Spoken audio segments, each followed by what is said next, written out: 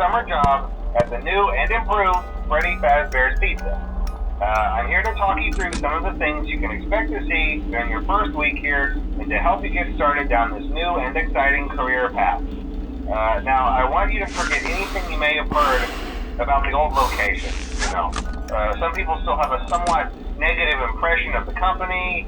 That old restaurant was kind of left to rot for quite a while, but I want to reassure you, Fazbear Entertainment is committed to family fun and above all, safety.